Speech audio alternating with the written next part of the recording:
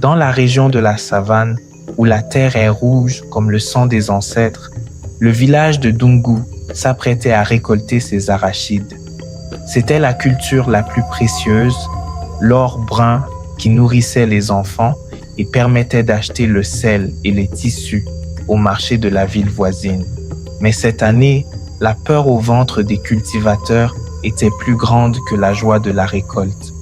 Des voleurs, des bandes de jeunes affamés et sans foi ni loi venus des routes poussiéreuses avaient commencé à piller les champs la nuit. Ils arrachaient les plants avant maturité, laissant les familles désespérées. Le chef du village, un homme lourd de soucis nommé Bakari, n'eut d'autre choix que de faire appel à Mamadou, le plus puissant des marabouts de la contrée.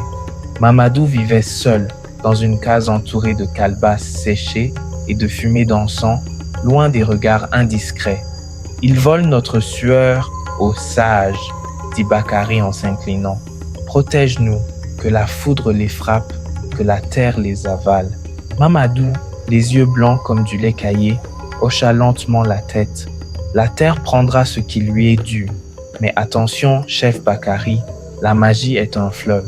Si tu la détournes avec colère, elle peut inonder ta propre maison. » Le marabout prépara le gris-gris le plus redoutable. Il ne s'agissait pas d'un simple sachet de cuir, il mélangea de la terre de cimetière, des épines de baobab trempées dans du sang de coq noir et des incantations murmurées si bas que le vent lui-même semblait les craindre. Il confectionna de petites poupées de paille liées par des fils de fer rouillés. « Accrochez ceci aux 4 coins du champ, » ordonna Mamadou, « et dites à tous, celui qui volera une seule arachide ne pourra plus bouger.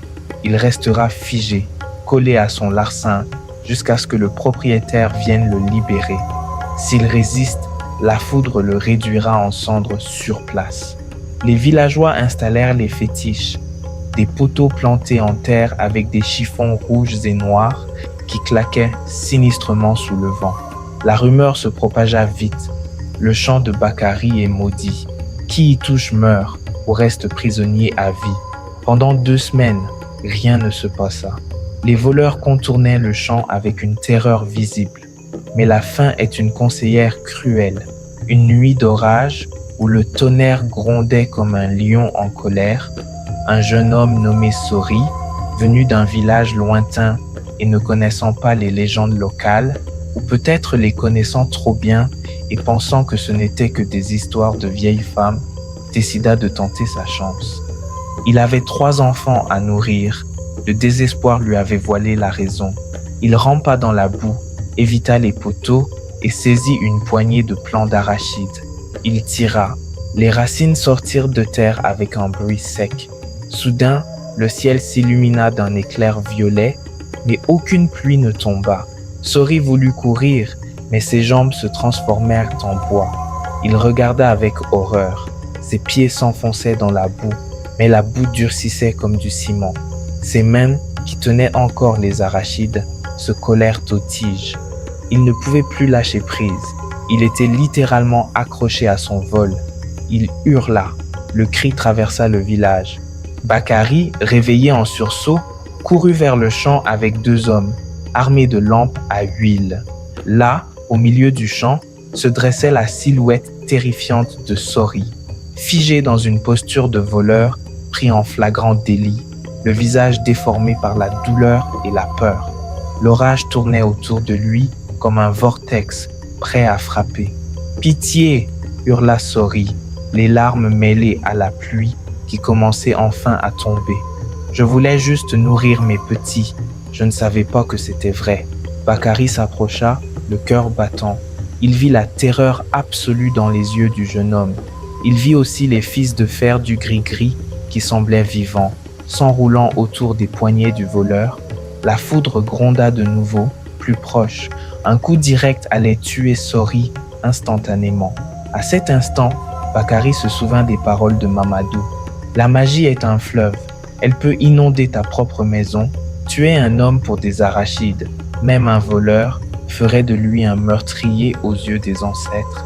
La protection devait servir à effrayer, pas à exécuter sans jugement. Bakary posa sa main sur l'épaule pétrifiée de Sori. Il sentit une décharge électrique, mais il ne recula pas. « Je suis le propriétaire, » dit-il d'une voix forte, dominant l'orage. « Je te libère, mais tu devras travailler pour moi 3 saisons pour rembourser ce que tu as pris et nourrir tes enfants honnêtement. » Dès qu'il prononça ces mots, les liens invisibles se brisèrent. Sori tomba à genoux dans la boue, libre, tremblant de tout son corps. L'orage s'apaisa instantanément, comme si la colère du ciel avait été désamorcée par la miséricorde du chef. Les villageois, accourus, regardèrent la scène avec stupeur.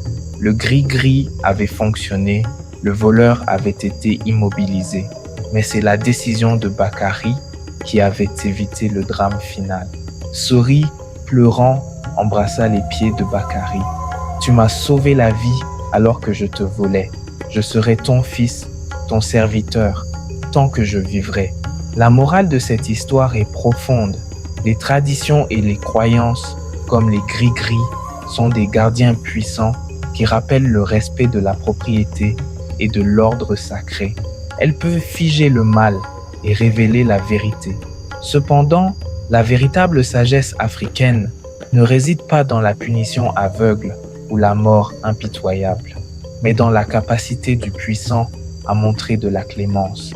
Un chef ne se mesure pas à la sévérité de ses sorts, mais à son aptitude à transformer un ennemi en allié et un voleur en homme honorable. La protection divine est réelle, mais elle doit toujours être tempérée par la compassion humaine, car la vie d'un homme, même fautif, vaut plus que toutes les récoltes de la terre.